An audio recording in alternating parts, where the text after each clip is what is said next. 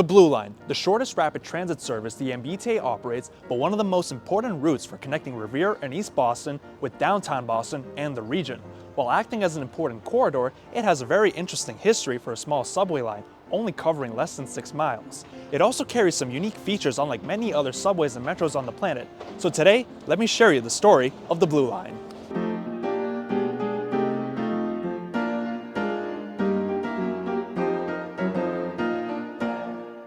Before the Blue Line was even called the Blue Line, it was an even shorter route which was once called the East Boston Tunnel. But before we look at this tunnel, we need to mention East Boston. East Boston, which locals refer to as Eastie, was formed by infilling land to connect mainland Massachusetts with 5 islands in the 1880s. But before we even talk about Eastie— oh my god, can you just start somewhere already? Okay, we'll start with the 5 islands. One of the 5 islands, Noddle's Island, had been used for farming as well as lumber. William Sumner, the son of Massachusetts Governor Increase Sumner, had owned part of Noddle's and wanted to create a road that would help connect Salem and Boston via the island. His idea of connecting Noddle's was rejected simply because it would have caused problems with boat traffic. Instead, Chelsea was used as the connecting point. After his rejection, William, with the help of Stephen White and Francis Oliver, obtained 4 other islands close to Noddle's to fill in land between the islands and connect with the mainland to the north. Together, the 3 entrepreneurs formed the company called the East Boston Company. With this increase in landmass, it allowed for residential and industrial development, including the creation of the East Boston Lumber Company and a few shipbuilders. But there was one teeny tiny itty bitty problem with Eastie. Though it was connected with the mainland through the north, while also having a bridge connection with Chelsea to the northwest,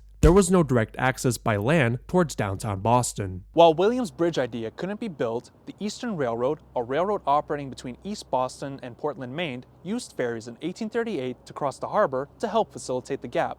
Ferries would run between East Boston here at Lewis Mall Wharf into the North End until 1843 when the city took over the wharf to operate its own ferry service. The Eastern had another ferry terminal to operate out of until 1854 when the railroad had its own station in the heart of the city. While the Eastern ran its trains directly into the city and the city had its own ferry service, another railroad was formed in 1874 called the Boston, Revere Beach and Lynn Railroad. The railroad was simply called the narrow gauge railroad because the track gauge for the system was narrower than the traditional standard gauge used in most other railroads. For those who don't know, a track gauge is simply the distance between the insides of 2 rails. So, the narrow gauge had its rails closer than that of most other systems. The narrow gauge began operating on July 22, 1875, where trains ran from Lynn to the railroad's ferry terminal in East Boston. At East Boston, riders would change to a ferry heading into Rose Wharf in the heart of the city. There is some more information we need to mention about this railroad, but more on that later. While the ferry services from all 3 of these sources were helpful, they were just too darn slow to move passengers. The whole city was increasing in population, so one can imagine the difficulty of transporting between Eastie and downtown. So, if people couldn't go over the water or through the harbor in a faster manner, then they'd have to go down and up. What the fuck? In 1894, as part of the Boston Transit Commission's plans to decrease congestion and faster mobility across the city, a tunnel was proposed to take trolleys from Maverick Square in Eastie into downtown Boston at Scollay Square being the modern-day government center.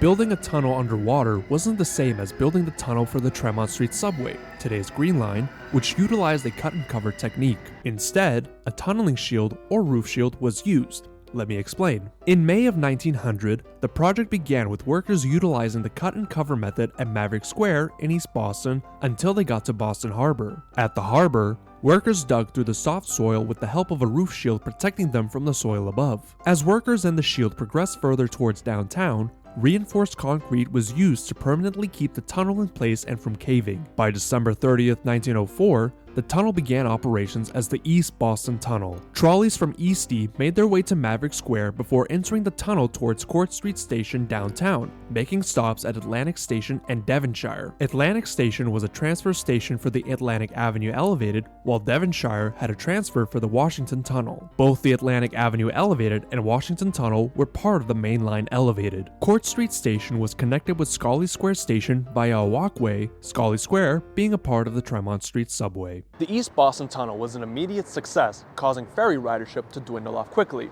But popularity, unfortunately, comes with its own problems, the first being Court Street Station.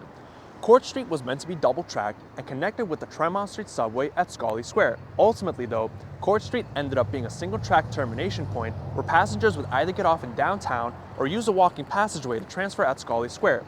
The single-track terminal hindered the operations of the tunnel as it was time-consuming to change directions of the trolleys, which in turn limited how many vehicles can operate along the route. Not to mention, it was also a safety hazard.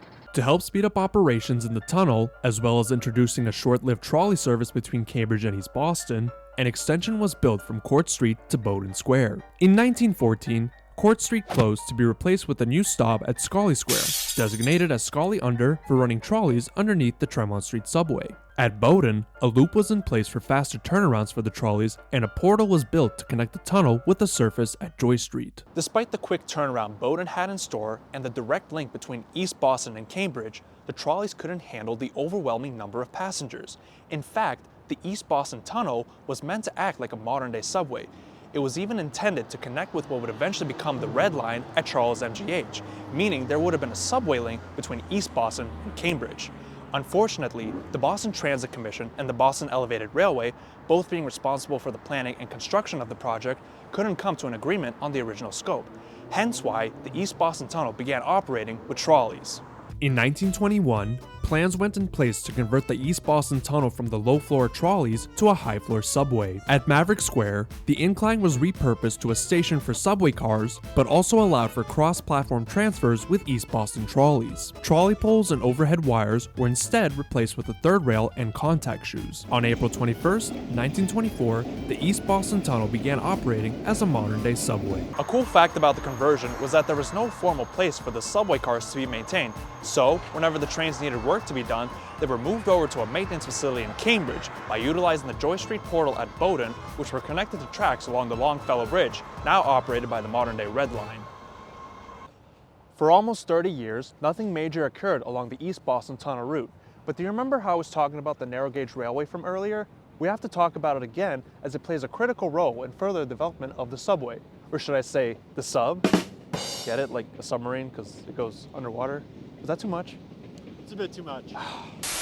The narrow gauge was a successful route, transporting passengers from Lynn to the ferries in East Boston, heading for downtown. Trains in the early days of the railroad were steam locomotives carrying passenger cars, but by 1928, all the cars were retrofitted with electric motors and trolley poles, with catenary running along the length of the railroad, rendering the steam locomotives obsolete. As successful as it might have been, the narrow gauge had its downfall. In the 1930s, the Sumner Tunnel, named after William Sumner, was constructed from East Boston to downtown for automotive use. The ferries appeared to not be a match with the car, rendering the narrow gauge to be useless. By January of 1940, the railroad operated its final trains. While it was unfortunate for the system to have left, it brought in a new opportunity.